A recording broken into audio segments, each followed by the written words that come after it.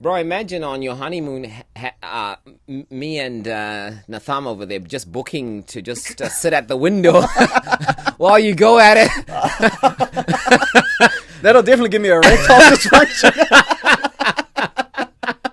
It's not long that people are going to be seeking legal rights to sleep with animals because now you can identify as a cat. So what stops you from sleeping with a cat legally? All right, bro. Yeah, today we'll be unpacking some deep, dark secrets. The subject is pornography.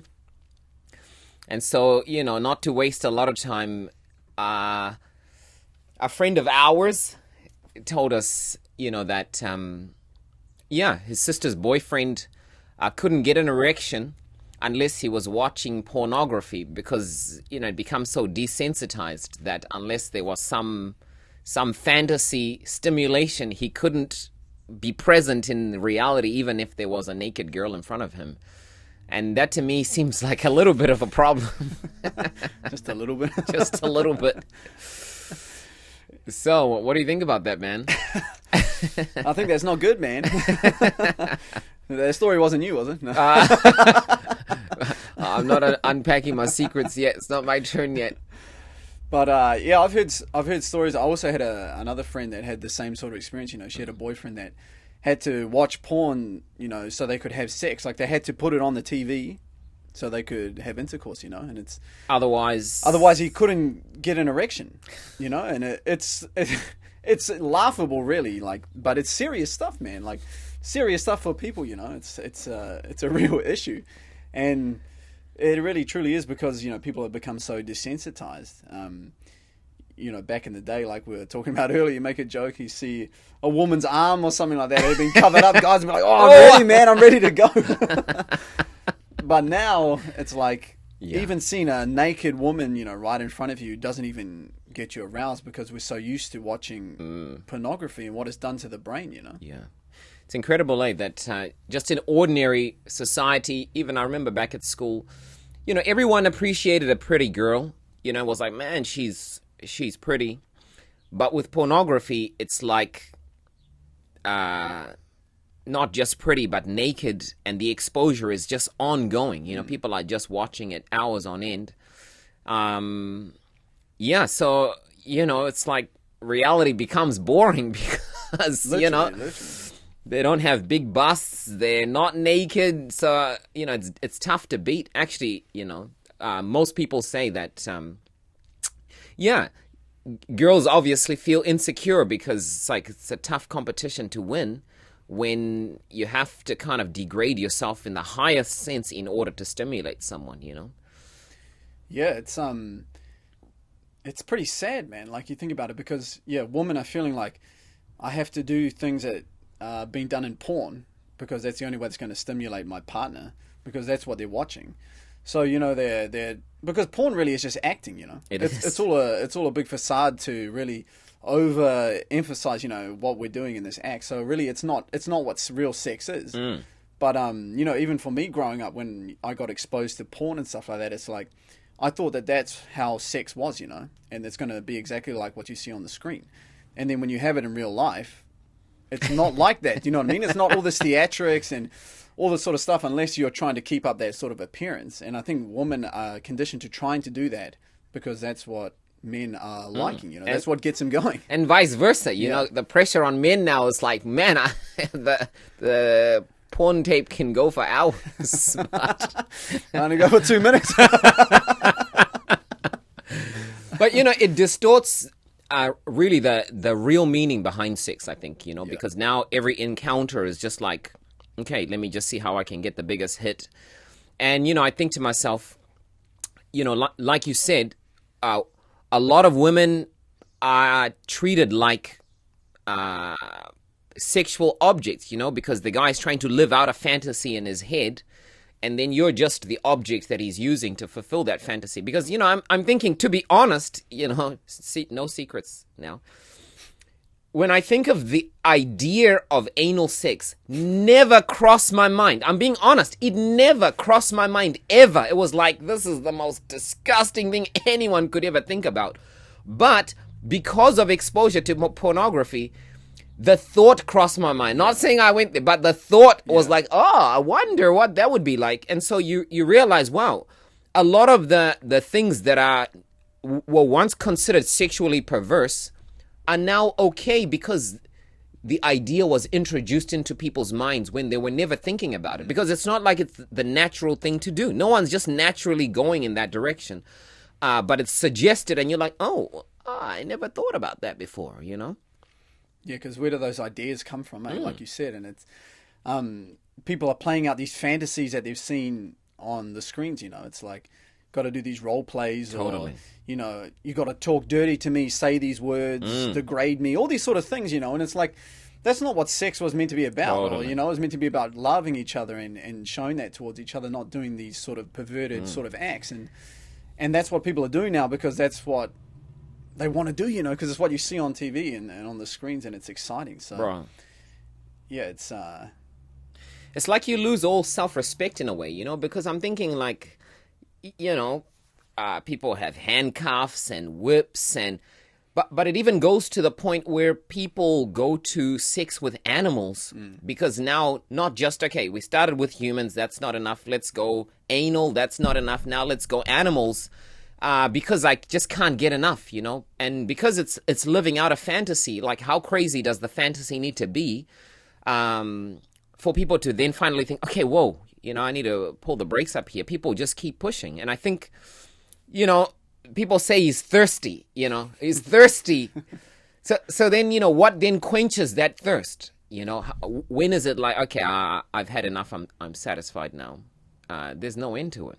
Because it just goes from one level to the next. It's like, you know, you hear about people who can't even watch normal, like, soft porn anymore because it's not hard enough, it's not hardcore enough for them to really get aroused. So even watching, you know, two people naked having sex doesn't arouse them anymore. You know? It's like, I need something more and something more. Just like, you know, we were talking about earlier, like a drug, you know. It's like, you take this, but then it's not hard enough. You need to get something a bit harder and a bit harder and a bit harder all the time to fulfill, you know, because you get used to things.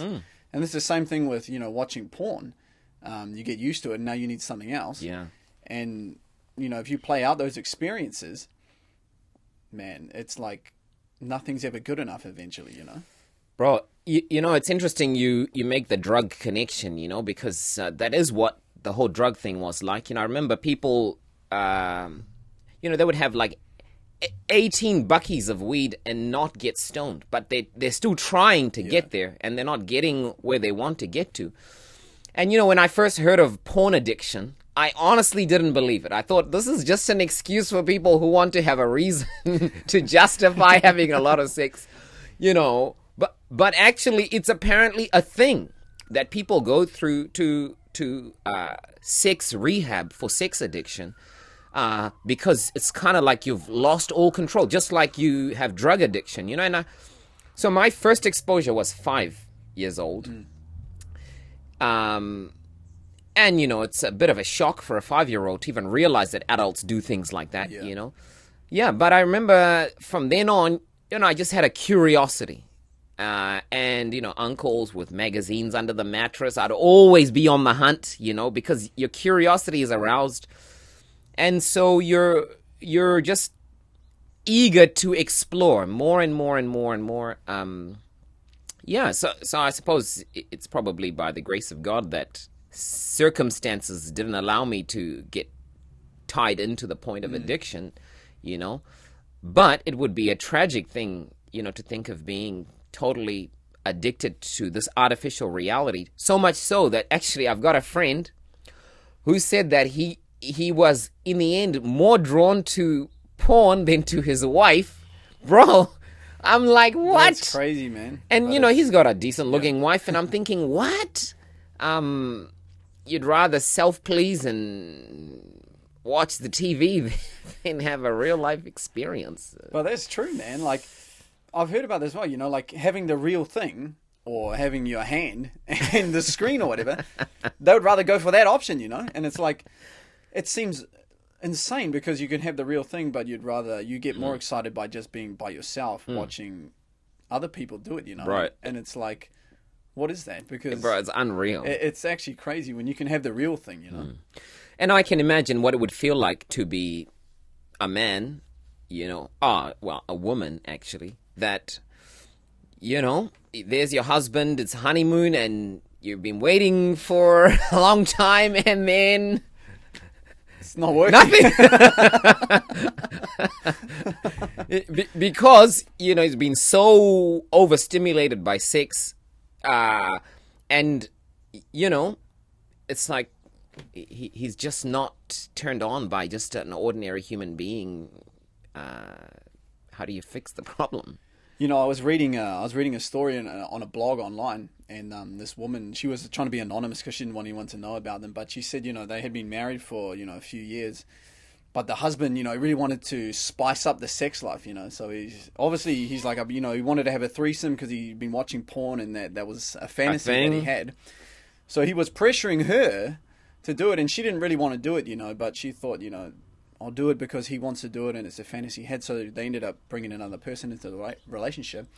And then when they were doing the deed, she was obviously getting jealous when he's with another woman and stuff. And then afterwards, she just felt completely, humiliated and disrespected.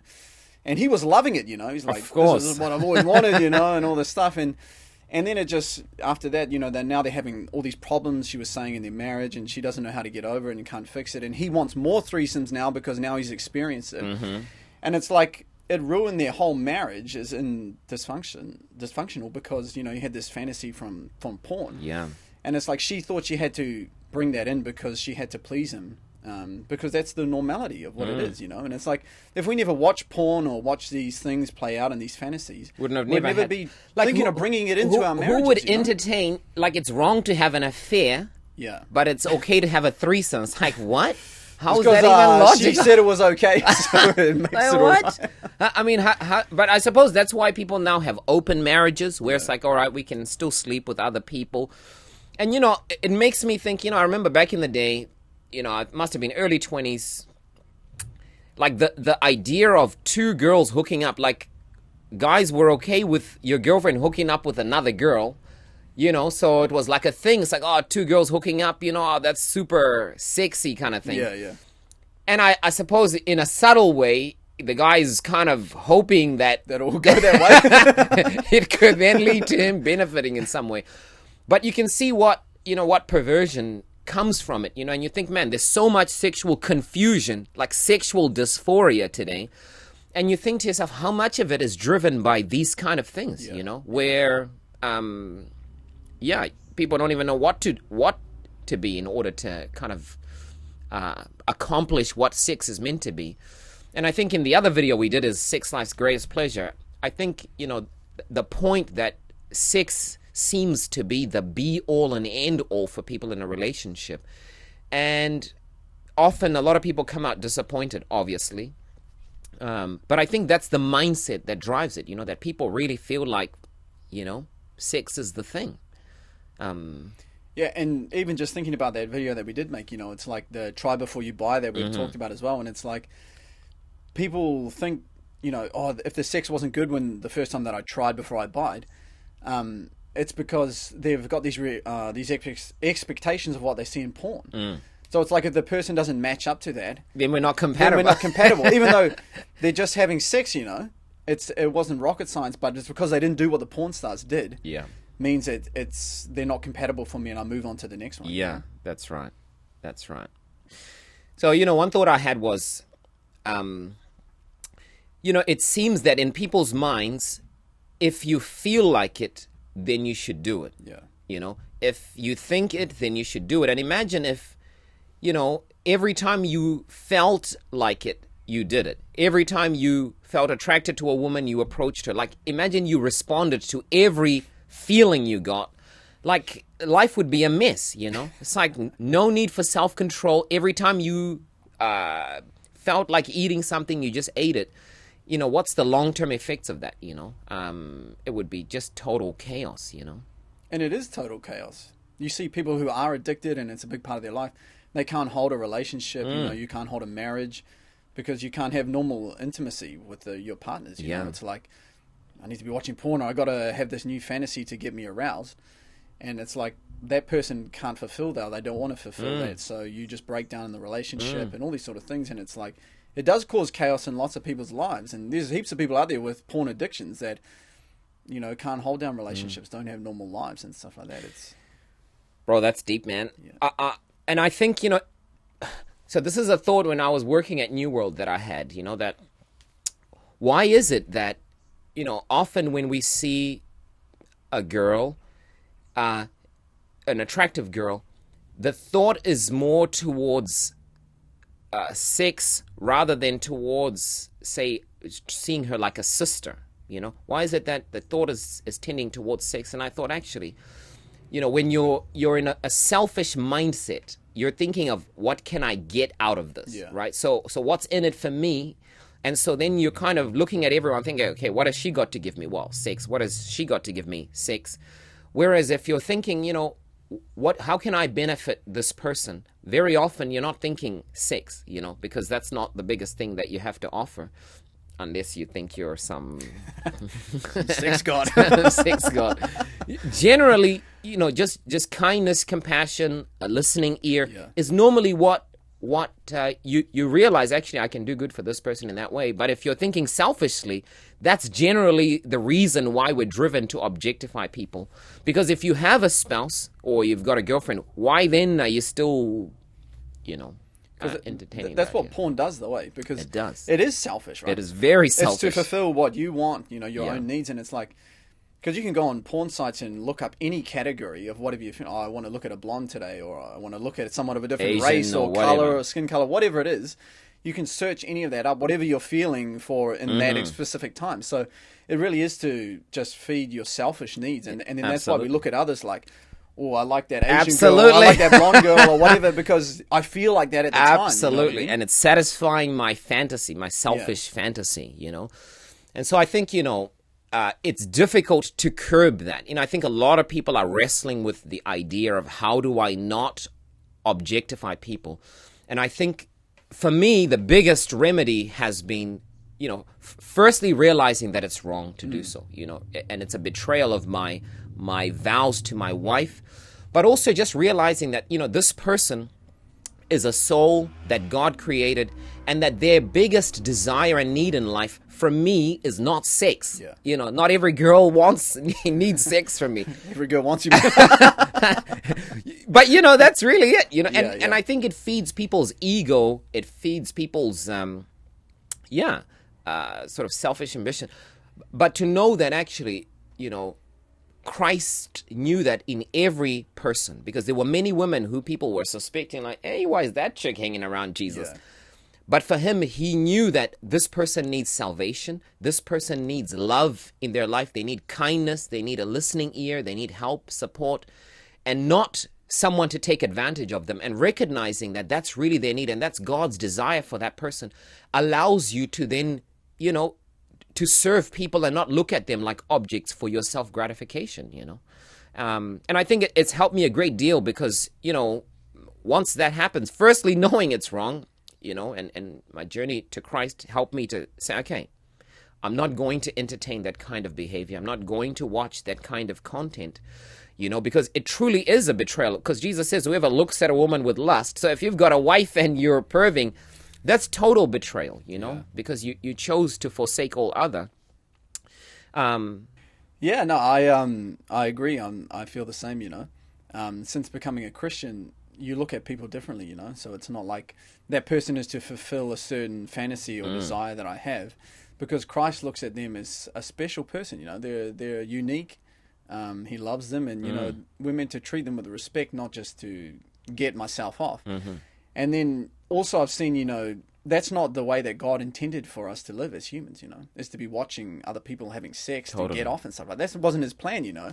You're meant to be married to your spouse, you know, and then you share sex within that. Even nakedness was only for that, you know. Exactly. That you were only to show your naked body to your spouse. But now people flaunt their naked bodies everywhere because they've lost that kind of sacredness of the temple. And I think, like, imagine if society was to have stayed like that and we weren't watching porn and stuff. Imagine the relationships that you'd have, you know. People wouldn't be breaking up and trying to bring in other partners and all this stuff because they would have never even thought about that stuff or seen that played out. So relationships and marriages would be so much stronger. Totally. You know, sex would be something that would be shared intimately between two. Totally. And, you know, you wouldn't be having problems with erectile dysfunction and all these other sort of things because, you know, seeing your partner, you know, naked or whatever is enough. And you love them. Absolutely. You know what I mean? And that's enough for it. It's not all the rest. Bro, imagine on your honeymoon, me and Natham over there just booking to just sit at the window while you go at it. That'll definitely give me erectile dysfunction.